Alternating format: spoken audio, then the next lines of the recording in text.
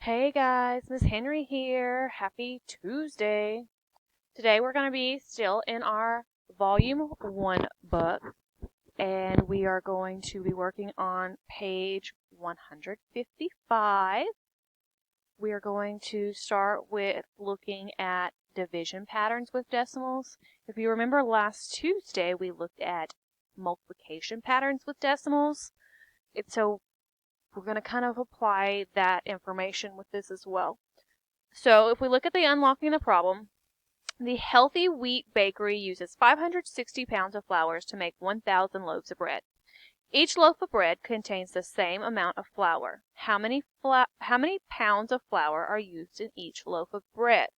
So it says underline the sentence that tells you what you're trying to find. So how many pounds? Our question. Circle the numbers you need to use. So our important information. So I have 560 pounds to flour to make 1,000 loaves of bread. Each loaf contains the same amount of flour. How many pounds of flour to use in each loaf of bread? So last week, if you looked, we were given, say, how many flours were in one loaf of bread, and we had to find out 1,000. So this week, we're given how much flour is used in 1,000 loaves of bread, and we have to find out how many are in one. So what they want us to do is you can look for a pattern. You can use multiplication by multiplying by our decimals that we looked at, or you can divide by our thousands, tens, hundreds, or thousands. So if you look at it this way, if you multiply 560 times 1, it's 560. From 1/10, you move the decimal to the left one time. 560 times 100, you move the decimal to the left 2 times. 560 times the thousandths, you move the decimal 1, 2, 3 times to the left. And when you divide, you move the decimal to the left that many times of your zeros as well. So it's just kind of like when we multiplied last Tuesday by these. It's going to be the same thing. We're moving to the left based off the number of zeros or place values there are. So how many pounds of flour is used in each loaf of bread? Well, they gave us the answer. They gave us it here and here. So it's 5,600 pounds of flour. So as we divide by 10, 100, and 1,000, the position of the decimal point changes to the quotient. We move to the left.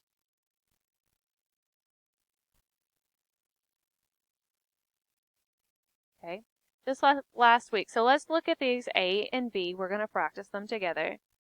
And so if I take 32 and 6/10 and divide it by 1, if you look up here, when we divide by 1, it gives you the same answer as what you started. So it's going to be 32 and 6/10. Well, if I divide by 10, I'm going to move to the left how many zeros there are. So I'm going to move to the left one time.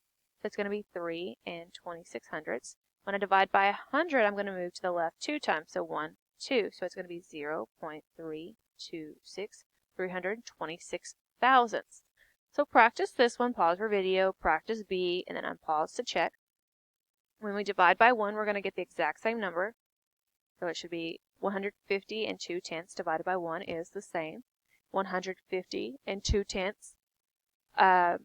If you look at the next one, when you divide by 10, so when we divide by 10, we're moving to the left. We have 1 0, so we're going to move to the left one time. So that's going to give us 15 and 2/100. We're going to divide. We're going to move to the left. We're going to move to the left 1, 2 times. So 1, 2, it's going to give us 1 and 502 thousandths. So turn over to the next page. Let's look at some practice problems.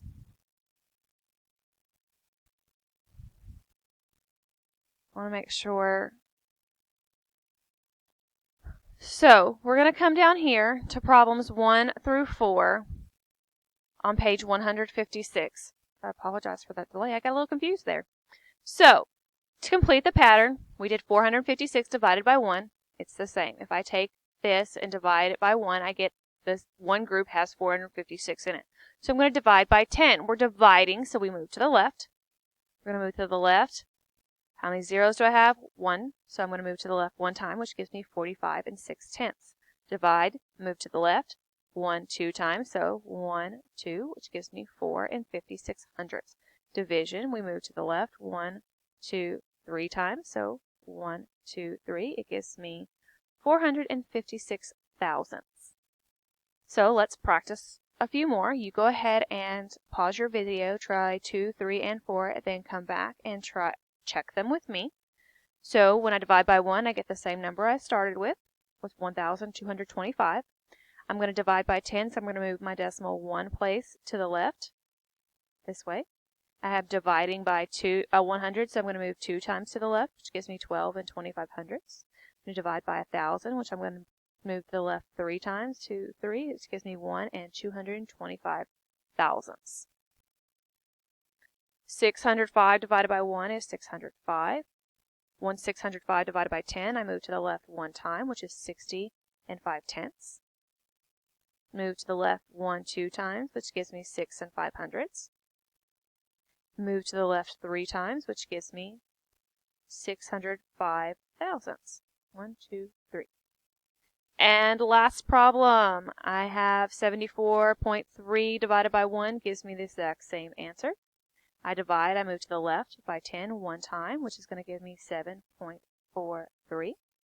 I'm going to divide by 100, so I'm going to move to the left 2 times, which gives me 743 thousandths. So what you're going to do, I'm going to have you complete. So I've already made my form and I forgot which ones I told you. We're going to do all of them. If my form tells you something different, please do what the form says. I do apologize if it does tell you something different. So complete pages 159 through 160. Go ahead and do all of them in your book, and then when your answer document comes up, well, we can check that just a second. Let's check it. Oh, close that. We're still recording, but I don't know if you can see my screen. I'm going to go to the assignments. Let's go over here to, sorry guys, this is for Tuesday, December 8th. Here's our answer document. It tells us to complete all of them.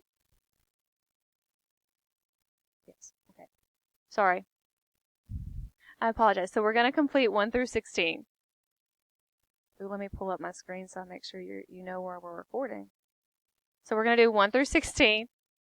If you have any questions, again, please feel free to reach out. I will come back, get in touch with you either in my conference period or during my remote learning time from 3 to 4. Again, if you have any questions, please let me know.